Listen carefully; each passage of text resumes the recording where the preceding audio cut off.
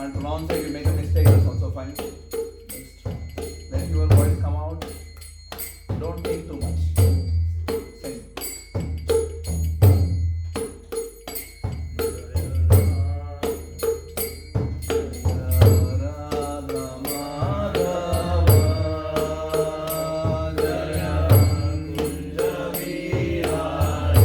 All of us. Jaya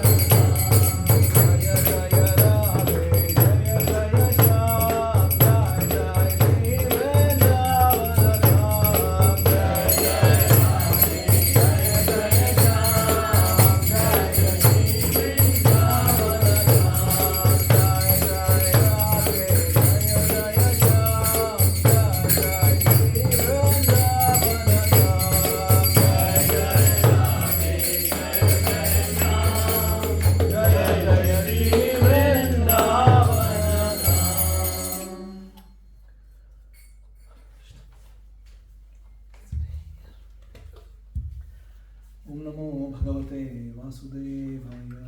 Om Namo Bhagavate Vasudevaya. Om Namo Bhagavate Vasudevaya. Om Namo Bhagavate Vasudevaya. Om Namo Bhagavate Vasudevaya.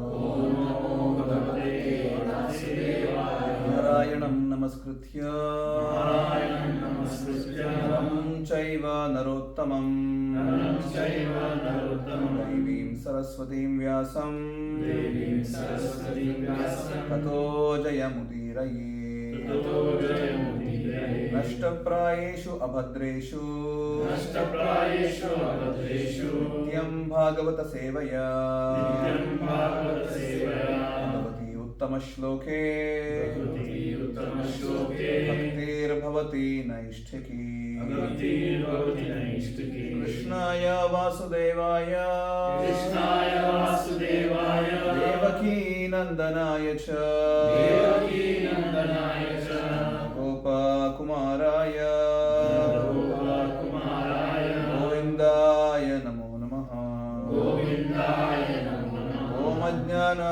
Timirandhasya Om Jnana-timirandhasya Jnananjana Shalakaya Jnananjana Shalakaya Chakshurunmilitam Yena Chakshurunmilitam Yena Tasmai Shri Gurave Namaha Tasmai Shri Gurave Namaha Jaya Shri Krishna Chaitanya Jai Shri Krishna Chaitanya Prabhu Nityananda Prabhu Nityananda Shri Advaita Gadadhara Shri Advaita Gadadhara Shri Vasadi Gaura Bhakta Vrinda Srivasadi Gaura Hare Krishna Hare Krishna Hare Krishna Hare Krishna Krishna Krishna Hare Hare Krishna Krishna Hare Hare Hare Rama Hare Rama Hare Rama Hare Rama Rama Rama Hare Hare Rama Rama Hare Hare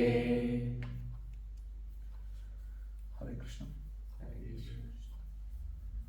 Before we begin Srimad Bhagavad Gita study, just close our eyes, please. That we can take a few deep breaths.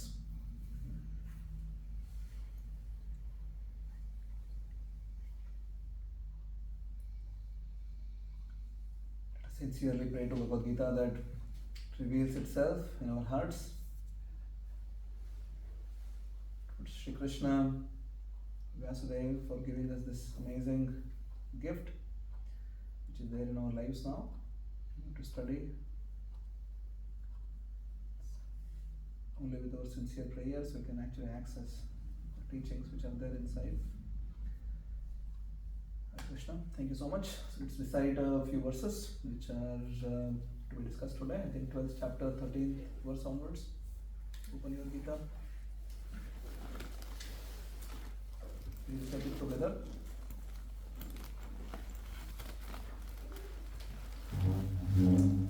Those who don't have it, you can access from your phone.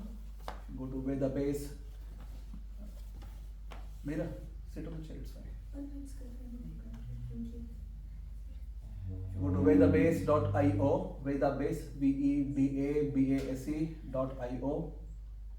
You should get Gita there. If you go to 12th chapter, Which chapter? 12th, live verse 13, right? Which one? Verse 13. 13? We're discussing the characteristics of Yes. divinity. Anybody doesn't have it yet? Everyone has it? So far? Good. Where is your country? Oh, you've seen from there? Okay, good. Yours, you have it? Yeah, I think so. Okay. What's your name? Benita. And yours? Kiara. Yeah, thanks for coming. Good. Let's recite it together, all of us. Yeah, you can see in the book. Then we recite the shloka. Yeah, Vishnu you can see from Dinesh Prabhu or Mataji, whoever. Okay. Shall we start? Go ahead. First word. Astvesh. Adveshta sarva bhutanam maitraha karuna evacha. Louder. Advesha सर्वभूतानां मैत्र करुण एव च निर्ममो निरहङ्कारः समदुःखः क्षमी संतुष्ट सततं योगी यतात्मा दृढनिश्चयः मयि अर्पिता मनोबुद्धिः यो मद्भक्तः स मे प्रियः. Yes, no, I believe. Connection. Yeah. Yes. Yasman. यस्मान्नो द्विजते लोको लोकान्नो द्विजते च यः हर्षामर्षभयोद्वेगैः मुक्तो यस्य च मे प्रियः.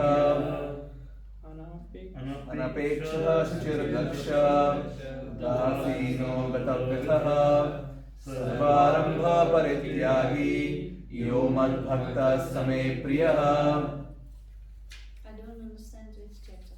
Okay, it's 12th chapter, 12, Yeah, I have 12 chapter. and verse number is now 15, 16, what was it? 17. 17, 1, 7. 17. Yes, we started with 30. 13. Yes, we go to 17 now.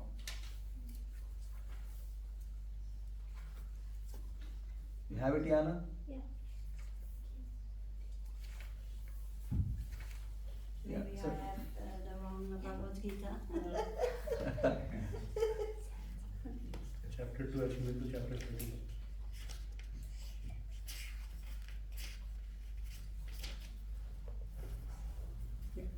So top. Okay, let's resume again then. 17, yes, together. Yona. यो न तिष्ठति न द्वेष्टि न शोचति न काङ्क्षति शुभाशुभपरित्यागी भक्तिमान् यः स मे प्रियः. शत्रौ च मित्रे च तथा मानापमानयोः शीतोष्णसुखदुःखेषु समः सङ्गविवर्जितः तुल्यनिन्दास्तुतिर्मौनी सन्तुष्टो येन केनचित् अनिकेतः स्थिरमतिः भक्तिमान् मे प्रियो नरः. तु धर्म्यामृतमिदं यथोक्तं परिपोषते श्रद्धधानामध्वरमा भक्तास्ते अतीव मे प्रियाः. हरे Krishna Krishna Krishna Hare Hare Hare Ram Ram Ram Hare Hare. So we discussed verse 13, I guess, last time. And started Yeah. with 13. Yes. So maybe Vishnu, you can read the translation of verse 13. Can you read? No, you can read. Come on. You can. Read the translation. It's in English. One who is envious but is Not a kind friend. One who is not envious. One who is not envious but is a kind friend to all living entities. Who does not think himself a proprietor and is free from false ego. Who is equal in both happiness and distress. Who is tolerant, always satisfied, self-controlled, and engaged in the devotional service with determination, his mind and intelligence fixed on me. Such a devotee of mine is very dear to me. Okay. Kiara, you're on the Shloka 13th? Yes. Yeah, we are discussing 12th chapter now, where Krishna is describing some of the qualities of those whom Krishna likes. Yeah. If you want to become Krishna's favorites, here are some formulas what we should become. Yeah. First one was Not envious. Adveshta. Yes. Somebody who doesn't have any envy in the heart, doesn't hate anybody, and who loves everyone. Okay? Adveshta. Sarvabhutanam. Sarvabhutanam. Every living entity. Okay? Maitraha Karuna Evacha. One who is having friendship, not that I don't hate anybody, but also at the same time, I actually have friendship with everyone. Maitraha. And I have mercy towards everyone. Karuna. Nirmama, having no sense of false proprietorship. Nirahankaraha, having no false ego. Sama Dukha Sukha Kshami, who is equipoised in happiness and distress, and who is forgiving. Right? This is one verse. We discussed a bit last time. So we'll go to the next one now. Verse 14. Who wants to read? Maybe Meera, you can read. Verse Translation is together. Oh, it's together? Okay. You can read the next half of it then. He by whom no one is put into difficulty. Which one is this now? This is 15. Okay, this is 15. Let's just finish the 13, 14 together. I only told the first half of it.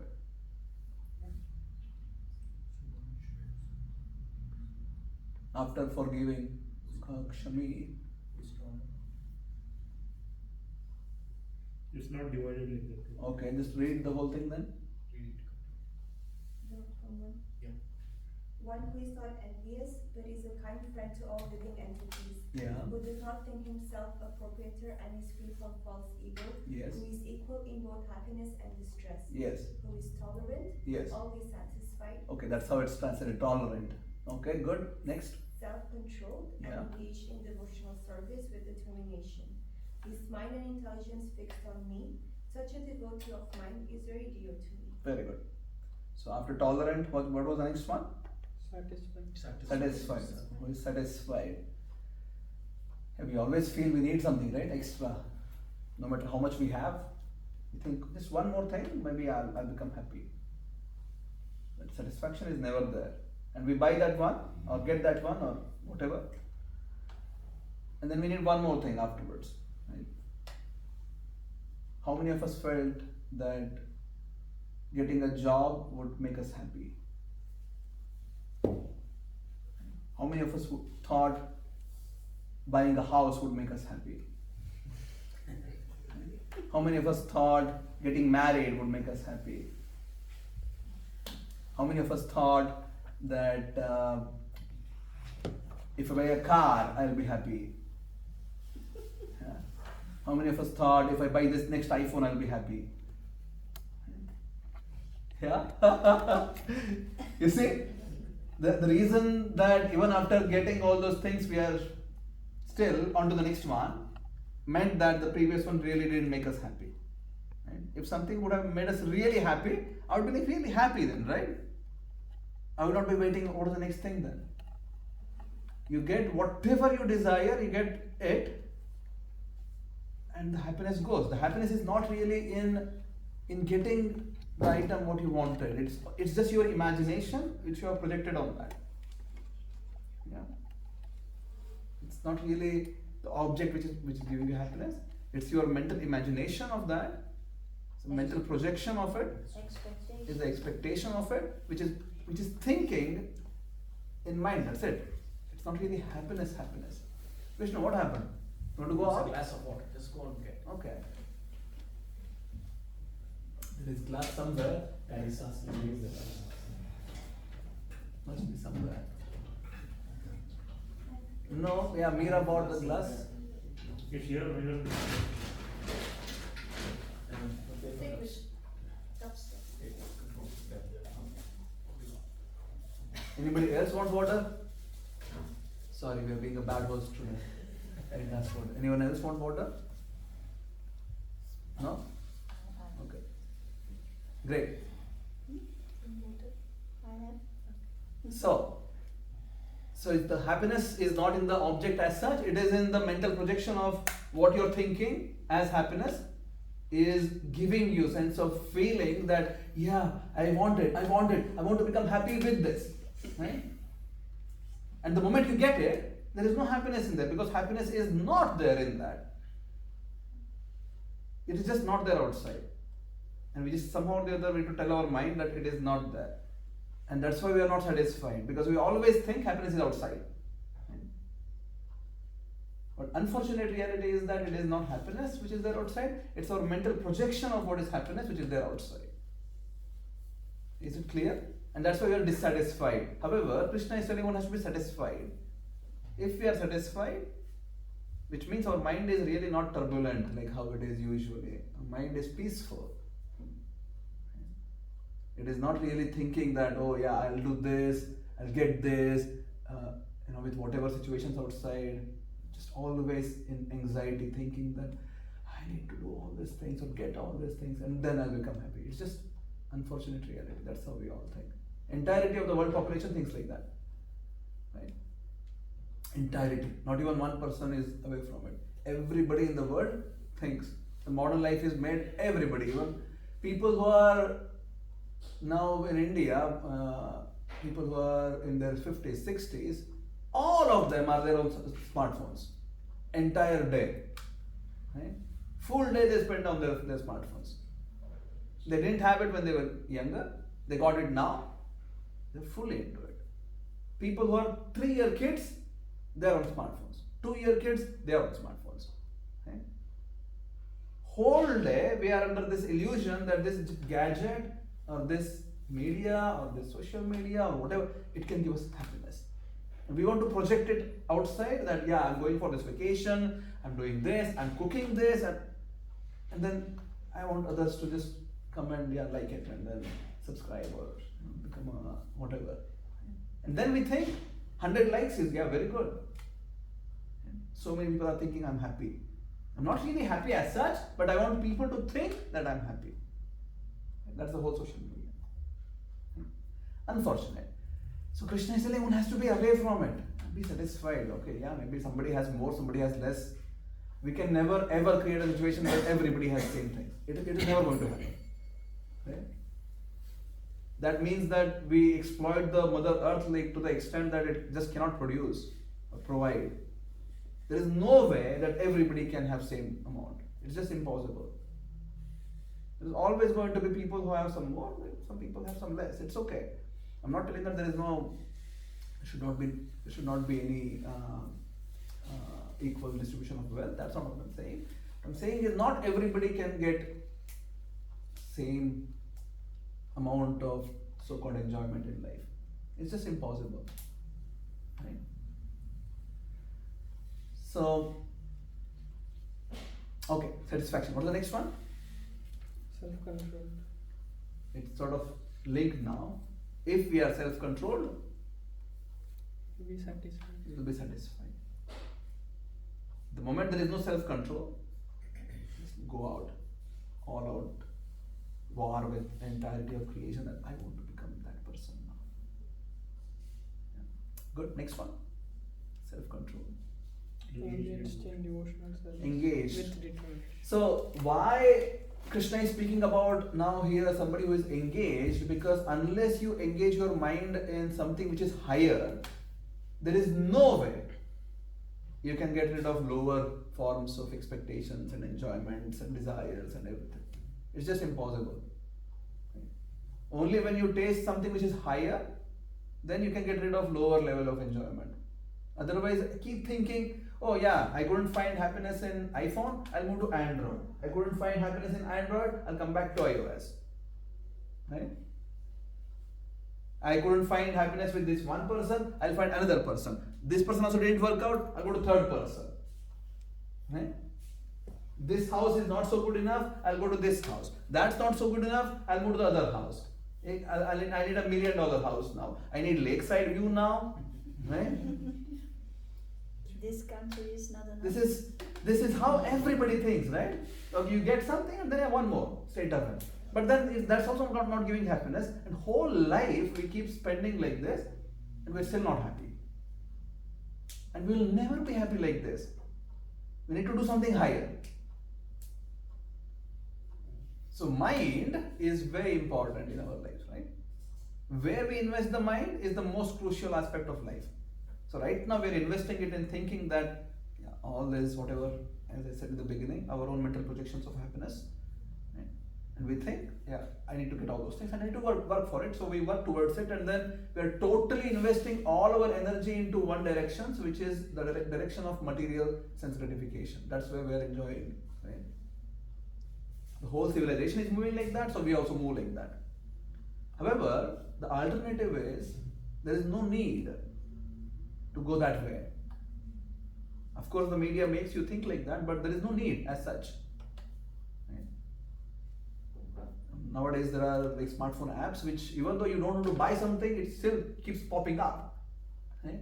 Oh, there is this offer now, that offer now, 30% off, 50% discount, 80% discount. Buy one get one free. Right? So even though you don't want it, you still buy it anyways. So if you have to really move away from this whole juggling around doing so many things in life, you need to do something higher. Mind has to have something, right? It has to have some engagement somewhere. So Krishna's suggestion is that engage in a higher level of existence. Srimad Bhagavatam tells dharmasya hi apavargasya nartho tayopakalpate narthasya dharmaikantasya kamo labhaya hi smrutah. Dharmasya hi apavargasya. All that which you are doing in your life has to be targeted towards apavarga. Pavarga in Sanskrit alphabets is consisting of 5 letters. Pa, Pha, Ba, Bha, Ma. Yeah. Pa stands for Parishrama, meaning a lot of efforts, which we all put. Pha stands for pain.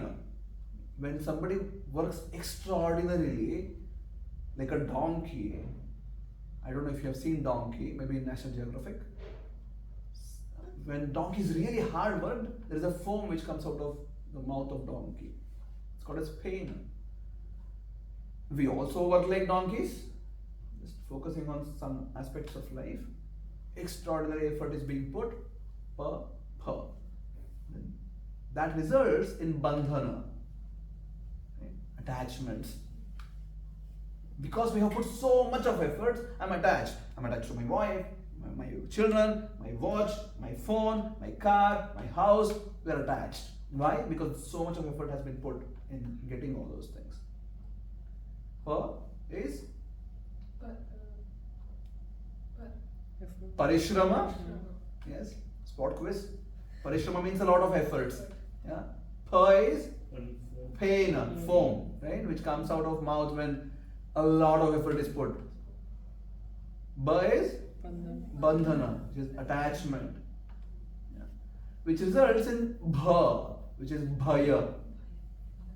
When you accumulate so much and you're attached so much, automatically giving rise to fear that, oh, I don't want to lose any of these things. Right? The moment you feel like, oh, this is going away from you, you're so afraid. Right? So try to secure everything as much as possible. Right? Bhaya, which ultimately results in mrityu, which is end. Right? It doesn't matter how much we safeguard ourselves, one day we have to die. So this is called as pavarga. Pa, ha, ba, bha, ma. Yeah? Pa for parishrama, fena, bandhana, bhaya, mrityu. That's pavarga.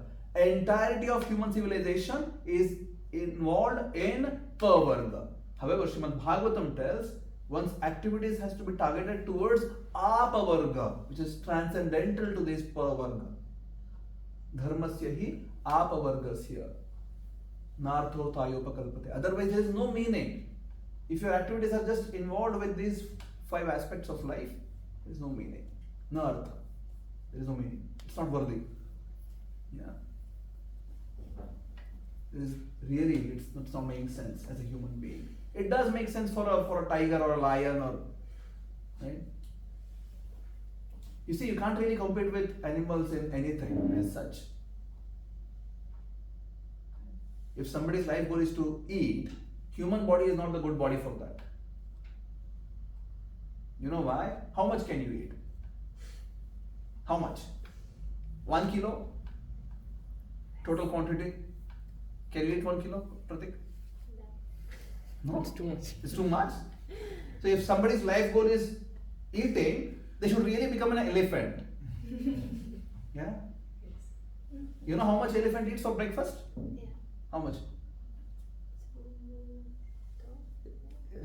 Elephants, it depends on elephant's weight. Usually eats like 10% of the body weight. If the elephant is 2000 kg, it eats 200 kilos per day. So breakfast is around 60 kilos. Yeah? So that body is much more useful if someone really wants to eat. If eating is the goal of life, human body is not good for it. Make sense? Elephant body is much more conducive if eating is the goal of life. If having sensual pleasures is the goal of life, a pigeon's body is much better suited than a human body. Pigeon can have intercourse whole day. Whole day. Can just keep switching partners and just keep having. Right? Humans are not good for that. If somebody wants to really become a runner, I want to really run fast. A cheetah body is the best suited for that. Right? Somebody wants to really fly. An eagle is better suited for that. Human body is not meant for all these things. Right? It's just not suited for all these things. We cannot beat any animal, any of the gross sensual activities. It's just impossible. We can't beat them. Human body, that's why, has to be utilized in something higher than all these things. Of course we have to eat. Of course we need to have a house. Of course we need to have shelter and food and everything. However, goal should not be that. Dharmasya hi apavargasya. Your occupation, your activities should be targeted towards apavarga, transcendental activities that can really have some meaning then. The next verse of Avatam from this, it tells Kamasya nendriya pritir labho jiveta yavata. Entire self-sense gratification idea is just waste. The only desire which we can have is you can have a good health so that you can practice spirituality. You can work towards that, having a good health. Labho jiveta yavata. However, what should one be doing? Jivasya tattva jijnasa. One should cultivate jijnasa, which is jnatum ichha, the desire to know. That is jijnasa.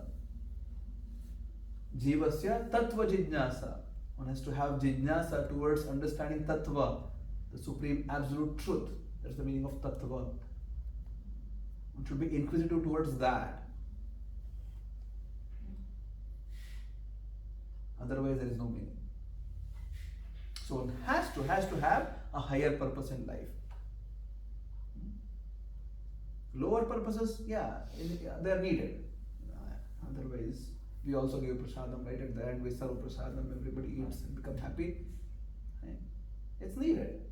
However, we can't just run a program where it's just eating. Right? Just eating. There has to be some higher purpose in life. That's when you get that higher purpose, lower tendencies can go away. Story of a king who made a dog sit on the throne one day.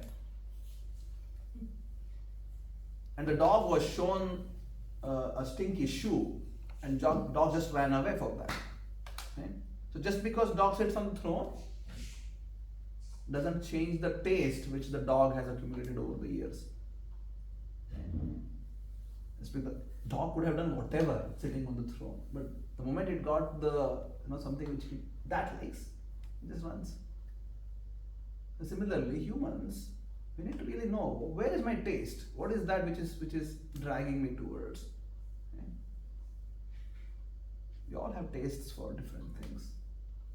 That taste has to be uplifted in human life.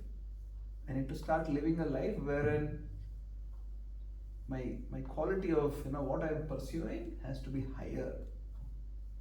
Okay? Is it making sense? Is it too much? No? Is it fine? So far so good? Okay, let's move on. Next sloka then. Yes, Kiara. Yeah, Kiara. Maybe you can read 15th verse, 15 translation. Yes, I could do that. Yeah. He by whom no one is put into difficulty, and who is not disturbed by anyone, who is equipoised in happiness and distress. Fear and anxiety is very dear to me. First few words are really thought-provoking. Yasman no dvijate loko, loka no dvijate chayaha. A person who is not putting anyone into udvega or anxiety, or is not getting anxious because of whoever in the world. Two sides of it. Yeah. First part is one who is not putting others into disturbances, anxiety, whatever Udvega is anxiety, any sort of mental disturbances, that's Udvega. Nor he himself is getting anxious because of whatever is going on outside. It could be possible to. And this is how it is possible. We need to start understand, at least first understand intellectually, use your buddhi to understand this is where I need to go, and then work towards it. Right? If Krishna is telling that, what is Krishna telling? If somebody is like this, he is my favorite. Right? So there must be some category of people who are his favorite. Right? He is not just totally in air. Yes, sir. Right? So No doubt about that. there has to be some people. Srimad Bhagavatam speaks volumes about these people. That's why Srimad Bhagavatam is there, who, which gives real examples of people who are like this, who lived like this, right? It may be a bit difficult for us to see, is Pratik like this, is Yana like this, is Ravi Shankar like this, perhaps we are not. Yeah. So we are not perhaps. But that's okay, at least we need to understand. Right? One who is not putting anyone into any sort of mental distress. See, Krishna is not speaking about someone who has self-realized, who is floating in the air, and he is not telling all these things. Right? He is speaking very, very, very practical things. Spirituality is very practical. It's not just theoretical. Krishna could have told anything, right? Somebody who has the vision wherein he is having microscopic vision that he can look at so many different things. Or somebody who is just floating in the air, or walking on the water, or right? So many things could have been told, but Krishna is speaking extremely practical things. One who is not putting anyone into anxiety or mental distress. Yeah, I think one challenge is we have preconceived ideas. What is right, wrong, right? And let's say somebody starts abusing. Then you suddenly start reacting to it. The reason is you have a mental framework that I should not be abused. Yes. But if you're used to that, let's say you're a servant of a master in, let's say, medieval times, then it's okay for you. Yeah. Master is anyway supposed to beat you. You're happy if he praises you one day. This is a mental framework that I think is causing the problem. It depends. Because you think this is right. Yeah, my boss should not tell me this. You have this preconceived notion. If he says something, then you feel agitated. It depends, right? So it depends on the context of what it is. In medieval times, you never know. Maybe the servants were not really happy. But people were doing it. That's why whole French Revolution happened, right? So if everybody was happy being abused, there would be no revolution anywhere in Europe. The whole revolution started in all the parts of Europe because there was so much of discrimination between the rich and the poor. So anyway, that's a different topic. The topic about now in our own lives, it's so easy to speak about spiritually being advanced, but it's so difficult to live such simple principles. Right? It's so difficult to live. This means that you don't tell anything to your spouse which hurts her, or you don't or him. Right? It means that you don't do anything to anyone which hurts them. Right? Our jobs, for example, that puts us into distress sometimes. Yes. That's where the whole practical difficulties come into picture, because we have created a situation now it's so difficult to live even first principles of Bhakti. And there is wisdom. Of course, action has to be taken, and the wisdom is clouded by your tendencies. That's the challenge. Yes. You're supposed to keep quiet. That would be the right response in most of the times. Sometimes it may need a delayed action, not immediate reaction to it, but response to it in a slow manner. But Krishna is not talking about like this. Yeah. Krishna is telling a level higher than Ishprabhu. You have to really understand it. Go deeper. Krishna is not speaking about this. Krishna is telling you should not even feel anything. Yeah. Right? Not that I felt, I don't want to react right now, I'll react later. Right? That's still okay. It's a better step than just blasting right there. Right? It's a better step. Taking a pause and then But Krishna is telling, he is not telling about this. Krishna is saying, this person is just, it doesn't affect at all. Right? It's as if, so this whole thing about, getting glorious recognition or being ridiculed, as you were saying, it's about our own idea of who we are. Right? We always think that, I need to be the person who is always being recognized and glorified. However, the world is just not created like that. There will be always somebody or the other who hates you. Always.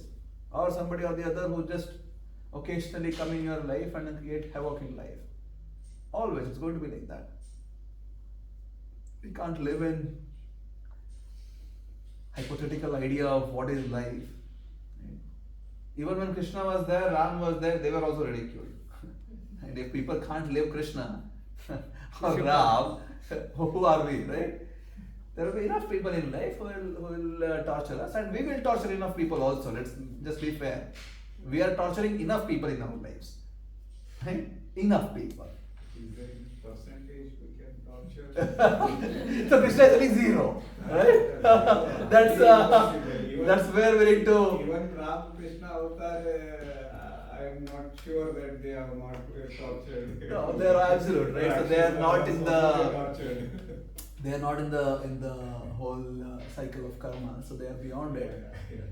So people, at least we need to reach there, right? So for example, Srimad Bhagavatam speaks about Prahlad. Whom did he hurt? Right? So he was tortured so much, but he was not affected. Right? When we read about Bhagavatam and Prahlad's story, we think, one more story. Right? What is that? Big deal. But if someone comes and really hurts us so much, first of all, we are not remembering Krishna like Prahlad. And Prahlad was always remembering Krishna, because of which he could go through the situations.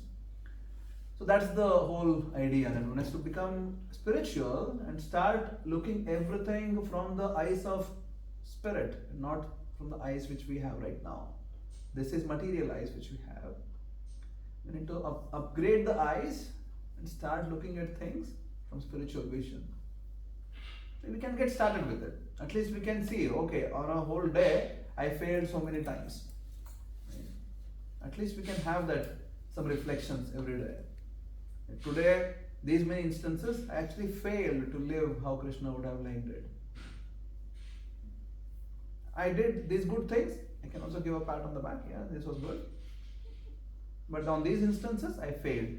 There was no need for me to become angry on this person. There was no need for me to react like this. Or this person told me this and I became affected myself. I went to depression. I'm just now coming out. Right? Happens, right? So, repeating now, one who does not put anyone into any sort of agitation, mental anxiety, or he himself does not, or she herself does not get any sort of mental agitation or anxiety because of other people. Okay, next line. Who is equipoised in happiness and distress? Yeah, and this one line Krishna has repeated in Gita, I don't know how many times. Sama, Dukha, Sukha. Right? Entire Gita from the chapter 1, not Krishna doesn't speak chapter 1, chapter 2 until chapter 18. Just keeps hammering on this principle of being equipoised. Happiness, distress. Happiness, distress. They keep happening, they keep coming. One has to tolerate. Don't get carried away. Yeah. When happiness comes, we can be grateful. And I am not the cause of it. Happened because of other sources, other resources, other people, other personalities who are there. Because of their, I am not the principal contributor, but because of everything else, I am able to achieve this. So we can be grateful about it when we achieve. When we get happy, nice things happen in life. Can be grateful. When misery hits us, then be grateful again. If we can practice gratefulness when we are happy, then we'll be able to practice gratefulness when we are not happy. If we are not grateful when we are happy, we'll not be able to practice gratefulness afterwards. Usually what we do is when we become happy, we take all the credits. Yeah, because of me. Yeah. All because of me. Yes, me. I did this. We cook prasadam in Amsterdam sometimes, and sometimes people really appreciate a lot. People send me messages, Prabhu, this was the best prasad. And sometimes people criticize so much.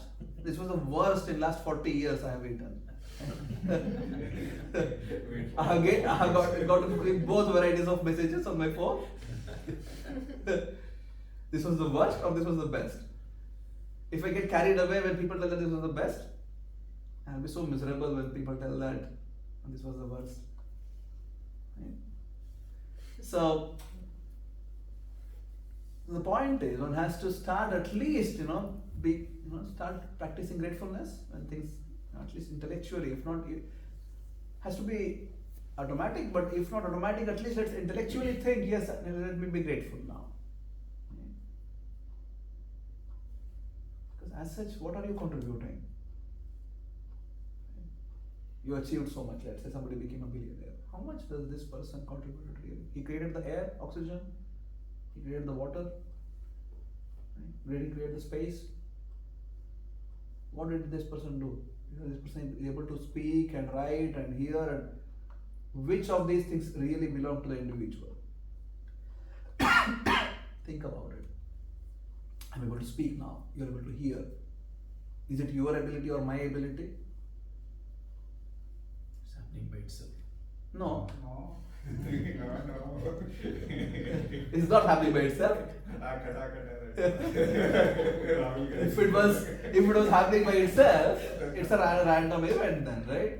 There are controls. The ability to do that, it's happening by itself. We are not trying to In the sense process that, I understand what you're trying to mean. It's That involuntary is where that there are higher powers involved which are beyond us, who are actually working in our body, because of which things are working, and I am not as such involved, right? I'm not directly involved in making my heart beat. It's working, right? Not as such directly involved in making myself breathe and not take oxygen in and give carbon dioxide out and all that. I'm not doing all I'm not doing this. signal processing of images. Yes. It's happening by itself. Yeah. So things are happening because of Prakriti, which is there, nature which is there, and it's sort of controlling everything. Krishna tells in Gita, Prakritehe kriyamanani gunahi karmani savashaha. Every single activity is being conducted by the Prakriti. Ahankara vimudhatma kartaham iti manyate. The person who is having ego thinks that I'm the doer. Yeah, I'm doing everything. And that's basically the entire world population. We all think we do everything. So when the consciousness is like that when good things are happening, I take the credit. It's natural that when things are not going as I wish, which happens in everyone's life, that I become miserable. And it's just consequence of it. Yeah. So Krishna is asking us to raise a bow. Okay, next shloka.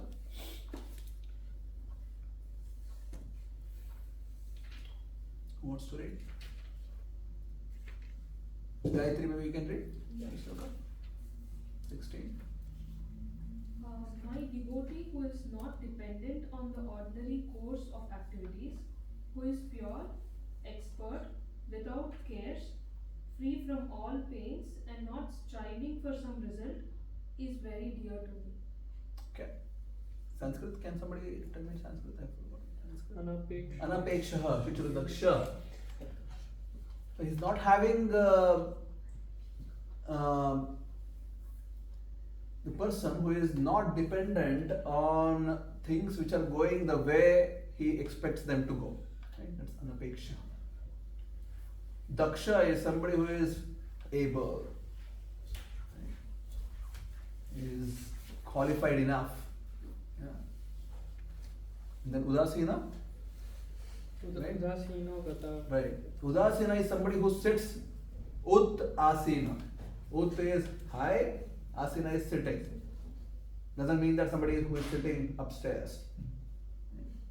That's literal translation. Somebody who is sitting high. That's udasina. You heard this word, udasina? Free from care. Yeah, so that's translated into English in a way which is taking the purport of it. Neglect. No, not neglectful. That's a wrong understanding of it. We use that like that in Kannada. You're from Kannada, right? Yeah. We use that in a wrong way in Kannada language. It's not the right understanding of it though. Udasina is somebody who is sitting up, is able to see. When you sit on a higher platform, you're able to see everything much more clear, right? Let's say there is a situation here. If I also sit there, I'll not be able to perceive the full. Right? If I sit a bit higher, I can see full. Right? Ut asina. Somebody who is sitting on a higher platform. That's ut asina. So I need to be able to perceive everything from a higher vision. And then I'll be able to understand that yeah, there is no much big deal. Yeah, this person is Ravi Shankar Prabhu doesn't like me. If I sit with him there, I'll start fighting with him. Why do you not like me? We are friends since last 4-5 years now. What happened? I need to resolve right there. I need to fight it out. The more I fight it out, Ravi Shankar Prabhu becomes more sad. Right? That's how it happens, right? You're both are in the same level, just fighting it out, trying to figure out is never going to work out. Somebody has to rise up. What's the big deal? It's okay. Right? Make sense? Sarva Arambha Parityagi, who is not really textual meaning is one who does not do anything. Sarva Arambha Parityagi, doesn't take any initiatives.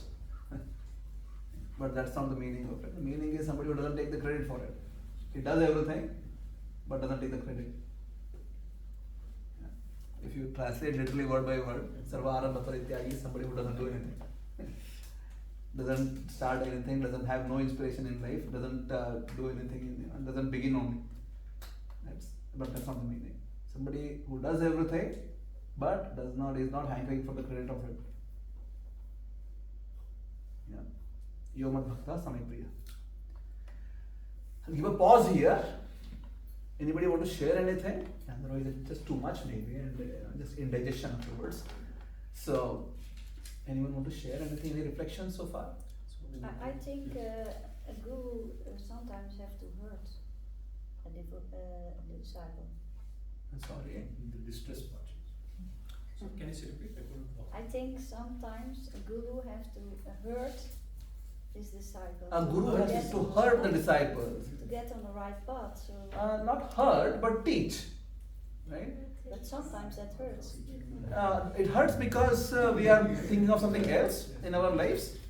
So if let's say a guru tells to the disciple that you need to become tolerant, you cannot be having conflicts with other devotees, but the person is quarrelsome, let's say, he just wants to fight all the time, and the guru tells no, don't do that, and then it hurts the individual because it's against what the person is doing. Or guru tells just slow down, there is no need to react all the time. So it may hurt because of the individual's situations, but not because guru wants to hurt. Guru only teaches. Okay? That hurting is not the goal. Teaching is the goal. Okay?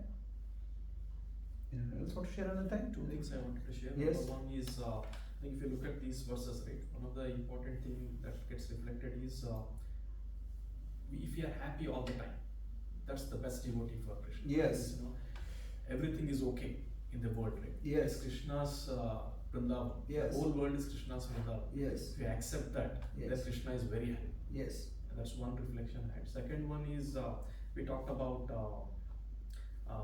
hankering for things, and it keeps on going on and on. Anything external doesn't give happiness. So there is a study which the psychology started as negative. Yes. The Friedman or whatever, right? The old philosophy. Psychology was always study of diseases, mental diseases. There is something called positive psychology, which has come in the recent times. Professor Salignan is one of the proponent of that. Positive psychology is what makes you happy. That's the study, not studying the diseases. Yeah. So in that, there are three things that are mentioned majorly. Number one is pleasurable experience. They call it as P. That's a very low level of thing. You Yes. get it, you eat something tasty, Yeah. you get happiness, but it's very, very momentary. The second level of happiness they call is engaged, being engaged. Being engaged there is basically engaged to become something, right? You studied and became a doctor or engineer or something, or you did well and you completed a project or you got Yeah. a promotion. This is being engaged. This is gives you next level of happiness. Yes. Exponentially higher level of happiness comes in when something calls it as meaning. Pleasurable experience, engagement, and meaning. Meaning, if you have in life, that means you are doing something for a cause which is beyond, which is not selfish in nature. Yes. You stand for the environment, you stand for some other people who are being suppressed. Then Yes. your happiness is exponentially high. Yes. So the teaching there is how can you become happy? You pursue the meaning in life, you become more happy. Yeah. Then the engagement, where you are not really seeking bodily Yes. pleasures, but doing your actions and trying to accomplish something. And the lowest level is just wanted to share that. Sure. It's nothing to do with philosophy or anything. No, right? it is from Spirituality. Vedic philosophy. It's coming If you from, think about it, it is straight from the Vedas and Vedantas, because the basic level which they are speaking about is the gross sensual enjoyment. Right? This is the bodily platform in Panchamahabhuta level. We are trying to extract happiness out of gross sense objects. Yeah, it's short-lived. You have to work more, get short happiness. Right? The Vedic understanding actually gives a bit more. I can fill in a little bit more gap. The gross sense level. Second level is mental level, which we discussed in the beginning today. It's the anticipation of getting it. Right? So during the work, there is some sort of anxiety and happiness. We think it's happiness until we get it. So this is little bit more than short-lived gross sensual enjoyment, because there is happiness during. Right? We are hoping I'll become happy, but we get it and then it's gone. Right? So that's mental level of happiness. And intellectual level of happiness. Right? People who are intellectuals, they are much more happier than those who are in the gross level or on mental level. Right? Intelligence level happiness. There is emotional level happiness, which is higher than gross sensual level, mental level, intellectual level. Emotional level, for example, mother. Right? Mother is happy seemingly doing things for the kid. Right? While doing activities also she is happy, while serving the kid also she is happy, while while carrying the baby she was happy, right? Meera is carrying now, right? You are happy, right? I just saw Sana and Mukesh, they're so happy. But this is on an emotional level, right? As such, there is no reciprocation from the baby. What does it do, right? First few months it doesn't even react also. But person is happy doing it. And then eventually there is, and baby starts interacting. First 1 year maybe it's really, really nice, amazing, and then kids start having their own life afterwards, right? They start going to school, and there is, they have their own friends, and then once in a while they call, and then they stop that also, and they get married, and then that's it done. Right? But then this happiness curve, if you see it, it went quite long distance. It was not like just a momentary happiness of gross sense level. So emotional happiness is a bit longer. Right? There is still the purpose, and this is the purpose level which you are speaking about. There is a purpose of growing, giving all to the child, but still that will have decaying effect eventually, irrespective of which cause I choose. Unless I choose the cause which is spiritual in nature, then that can be exponentially increasing all the time for eternity. Right? So if it is just the cause on a physical level, that cause will eventually decay. That happiness will eventually decay. It can't stay higher forever. Spiritual happiness can just have infinitely expanding, ever overwhelming amount of happiness, which is there only with Krishna, nowhere else. That is the meaning of Krishna, right? He is ever expanding source of happiness. That's Krishna. It's not limited. There is no limit at all. How much we can be happy with Krishna, there is no limit. It's just infinitely expanding all that. Can you imagine? Chaitanya Mahaprabhu tells this Anandambudhi Vardhanam. Ananda, what is Ambudha? Is ocean. Anandambudhi Vardhanam. Ever expanding ocean of bliss. That's what you get with Krishna. Amazing, right?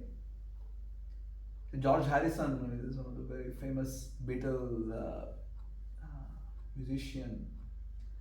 He wrote the foreword for Krishna book. And in that he writes, everyone in the world is searching after happiness. In the back he writes Krishna. We are all looking for happiness. Nobody is really away from it. Everybody is looking for happiness. Every single person, every single living entity. Last time when I came, we had this discussion, right? We're not looking for peace.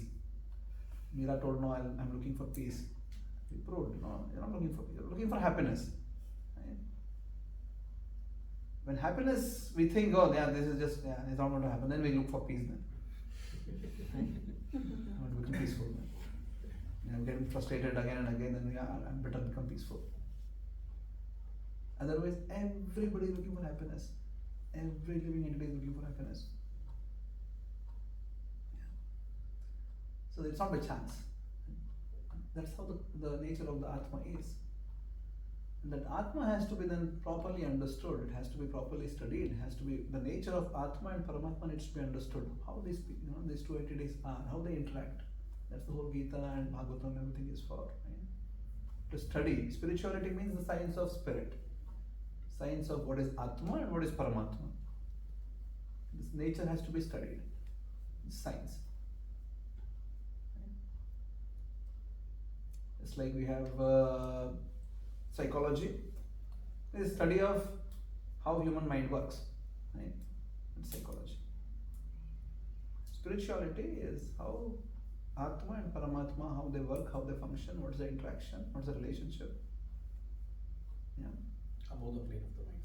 Yes, this is so gross body, mind, intellect, ahankar, Atma.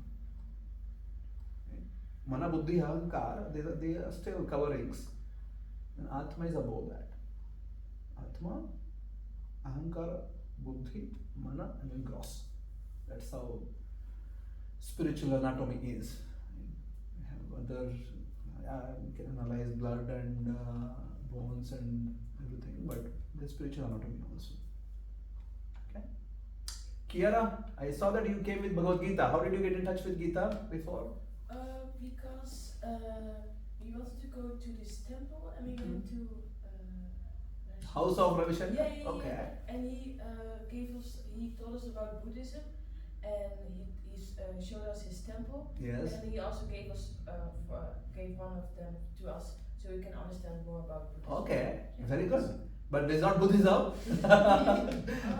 It's Bhakti. What is the difference? Buddhism is a branch of Vedic Indian tradition wherein Krishna came as a person Buddha to teach people about spirituality.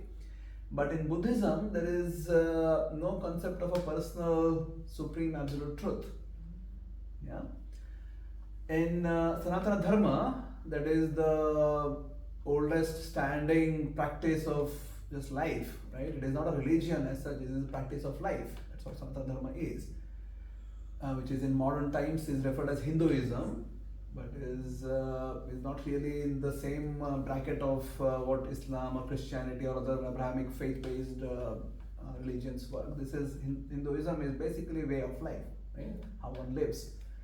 It's a bit open space where people can just to try to figure out, their own belonging, how they, what they belong, how they really foresee the life. But the common principles which are there in Buddhism, also in Sanatana Dharma, are life which is eternal. Right? There are reincarnation, concept of reincarnation, concept of karma. Right? You act nicely, you get good results back. You act in a wrongful way, you get wrong results. Right? Every action has reaction. Newton's laws of motion. So that's these principles are shared, but Buddhism originated from the basis of Hinduism. And what we teach here is Bhagavad Gita. This is a conversation between Krishna and Arjuna. Krishna is the supreme absolute truth, and Arjuna was his friend. This happened 5,000 years ago in the land of India. And this is one of the finest discussion on philosophy of life.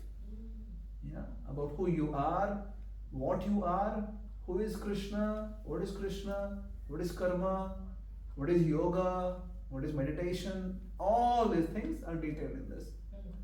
Okay? Yeah. So that's what we do. We meet here weekly, bi-weekly sometimes, but we discuss on Gita, we discuss this philosophy, and then we eat some nice food. Yeah. And then sometimes we have big festivals. There'll be thousands of people who come in, and then we celebrate different festivals. And we try to be spiritual, meaning that we try to live a life which is centered around higher principles of bhakti, some things which we are discussing today. Right? So we try to live like that, not just discuss, but live like that, loving everyone, sharing happiness and love with everyone. Right? We live like that. Okay? Yeah. Good. So, yes. But then, what is the exact definition of bhakti? So, bhakti means love. In simplest explanation is love. Bhakti means love. And Right now, we are figuring out this love in many, many different places. But original love is between you and Krishna, and that has to be revived right now. Yeah? So, that love will never fail. It will never end also. We may change the bodies. In the first teaching of Gita, when it's like you were a baby 15, 20 years ago, right? You had a baby body. Now you have a grown-up body, right? So the bodies are different. It's evident, right? You don't need a PhD to understand this. The bodies are different. You don't have a baby body anymore, right? That body is gone. Right? Even as per modern science, every 7 years, majority of your cells are all gone. Some brain cells and some other cells are remaining, but majority of the cells are gone. Right? So what body which you had physically 7 years ago, most of it is not there with you right now. It's all gone. So similarly, Bhagavad Gita, Krishna tells, just like you change the body in this life, at the end of this life, you die, go to one more body. Life continues though. So based on our own karma, I get a next body. Right now we are humans. Right? At least we have the body which is humans. Whether we are utilizing all the facilities of humans or not, that's a question mark. But we have this body right now. We can use our intelligence and our mind for a higher purpose. Not just for sense enjoyment, as we were discussing in the beginning of class today. Sense enjoyment, all the other animals also they have it. Humans can think better, higher level than sense enjoyment. Yeah? And then that goal should be towards establishing this eternal love with Krishna. How do I raise in a way and I establish my relationship with Krishna? Yeah? And that love will stay forever. And in the process, I need to become like this, how we discussed today. I have to be tolerant, I can't put anybody else into anxiety. I should be really taking everything in an equipoised mind, not getting carried away with happiness or distress. Yeah. Having a vision wherein I look at everyone with equal eyes and not discriminate between people. So all these godly qualities need to be inculcated and practiced. So in achieving that, every day we do something called as sadhana. We sit down and chant Hare Krishna mantra. Have you heard of mantra?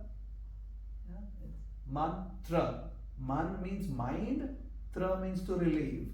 So every day we chant this mantra, sit down and recite. It's called as japa yajna. Japa, recite it out. Yeah. English is translated as chant. So in Sanskrit is japa. You can sit anywhere in your home or outside in a park or wherever. Just close your eyes and just start repeating Hare Krishna, Krishna Krishna, Hare Hare. Hare Rama, Rama Rama, Hare Hare. And just hear the mantra. Very simple. Recite and hear. Just 3 words in the mantra. Hare, Krishna and Rama. Hare Krishna, Krishna Krishna, Hare Hare. Hare Rama, Rama Rama, Hare Hare. Very simple. So we recite this as a practice. This is the sadhana, this is the everyday practice which we have in our lives. And then with that, This is the medium through which you establish your loving relationships. I don't know if you have the experience. When you love a person, you keep talking about them. Right? If you love somebody, you just keep talking about that person. Your mind cannot think of anything else. If you are really in love with someone, you just keep talking about this person. The other way is also true. If you keep talking about some person, you will develop love. Yeah. So if you keep reciting Krishna's name, you will eventually achieve Krishna's love. Yes. And then what is Hare and Rama? Hare is the energy of Krishna. Yeah. Krishna means one who attracts everyone. This is the supreme, absolute, attractive entity, person. Right?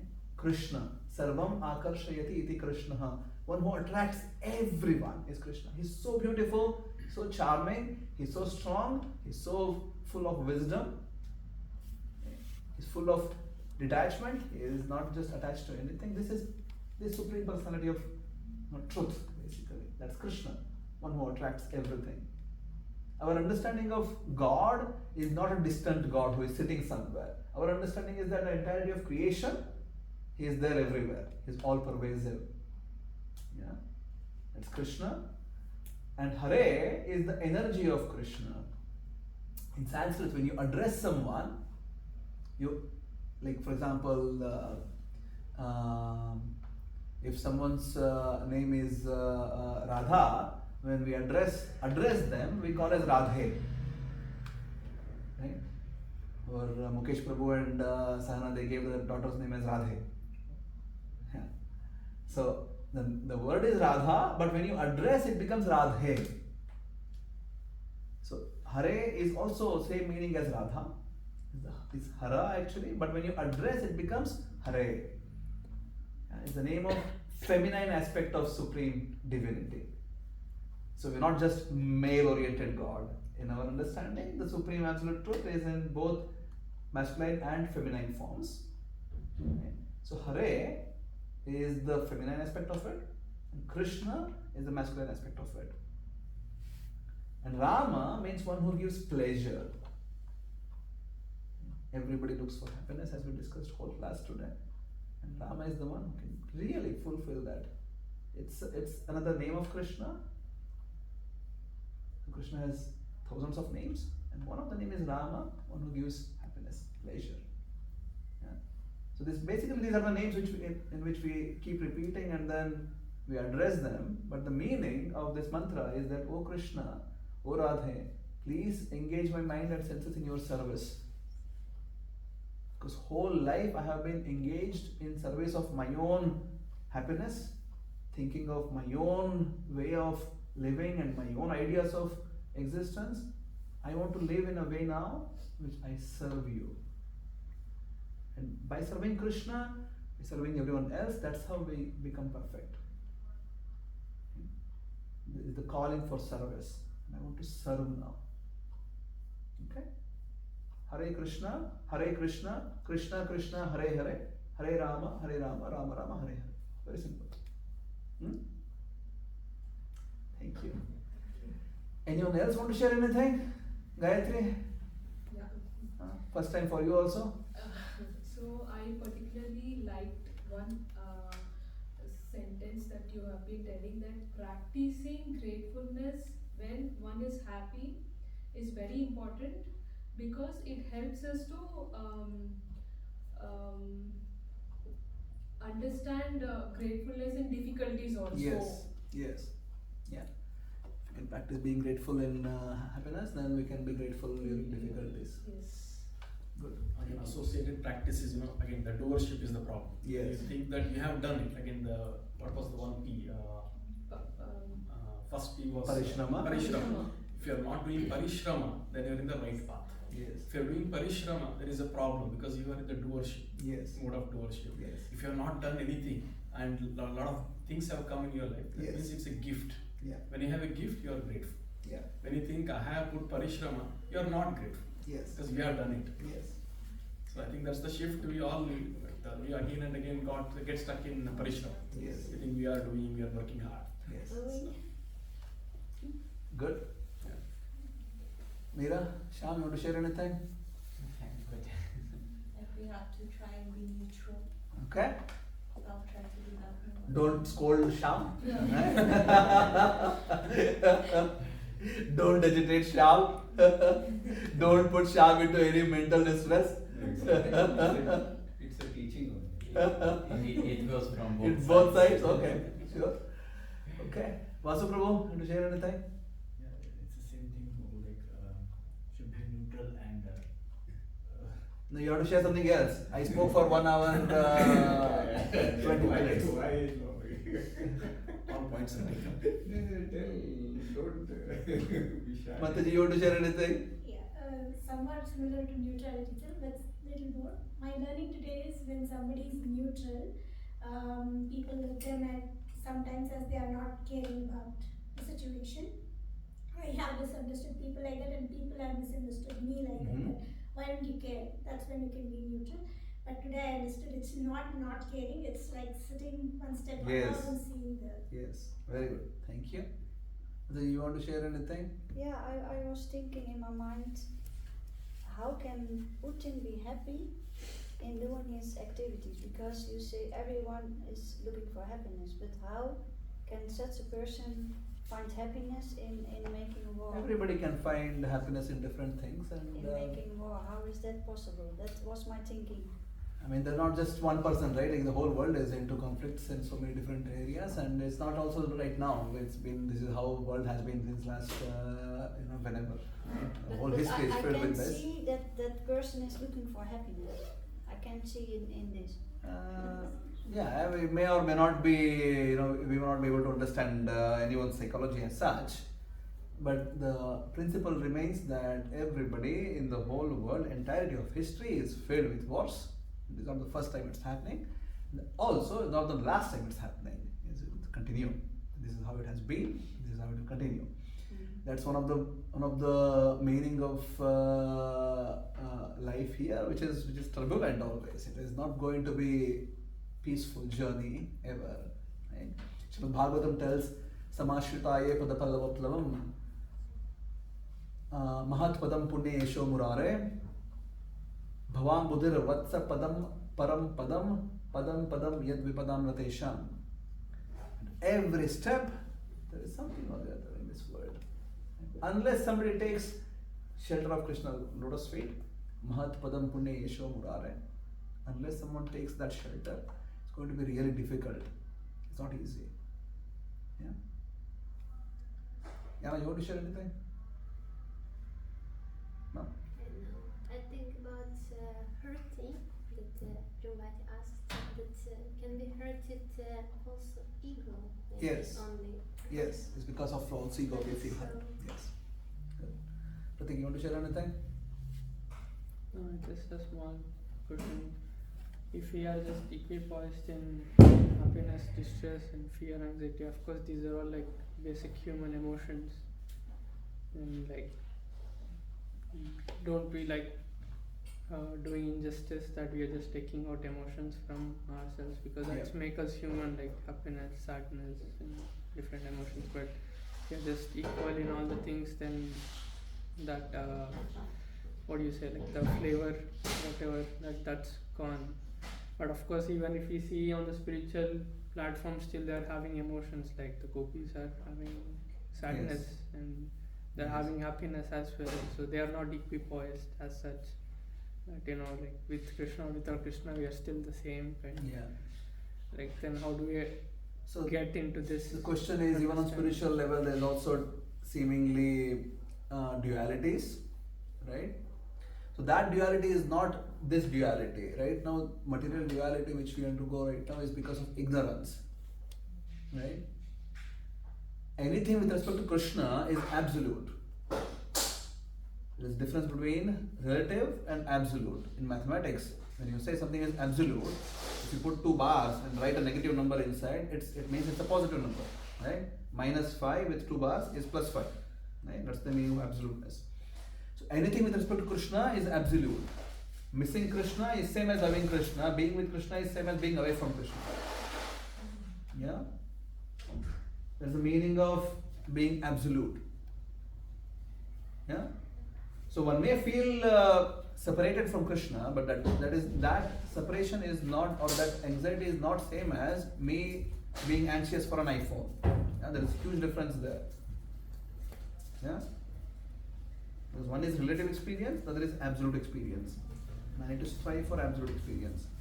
You will never become experience less. You will always have experiences. You will always have desires. You can never become desireless. You will have desires. You will have emotions. You will never become emotions less.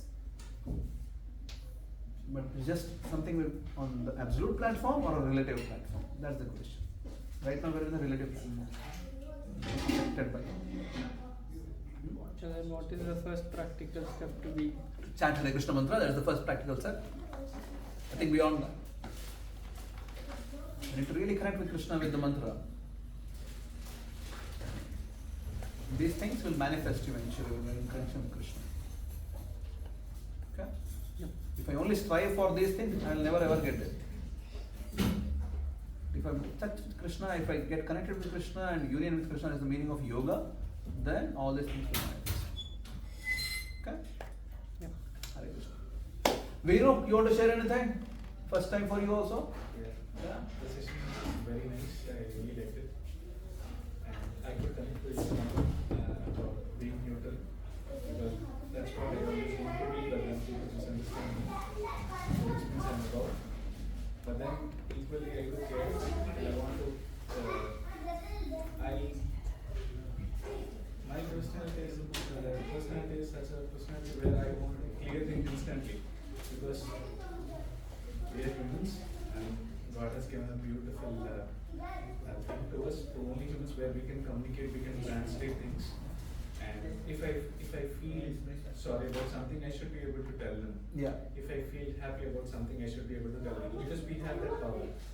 And translating that into, the purpose is to translate to some other person that you're conversing with. And it's an emotion. And when we do that, and I expect my people to also understand what is my context there, rather than to get offended. But then I always fall in such situations with my dear ones, and that's where I try to practice that gratefulness. I think I have to work on my personality, because I am basically an instinctive personality where I want to clear things. But then on the contrary, I also have the other things that you have to give space. Yeah. You have to wait for a time. But then giving space is allowing them to be secure, to give the comfortness. But then on the contrary, it's a burden on my head.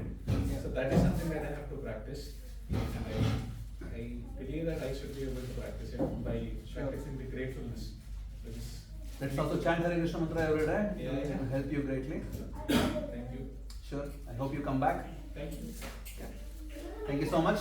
We'll have lunch now. Revati is here. Thank you so much. Hare Krishna. Thank you.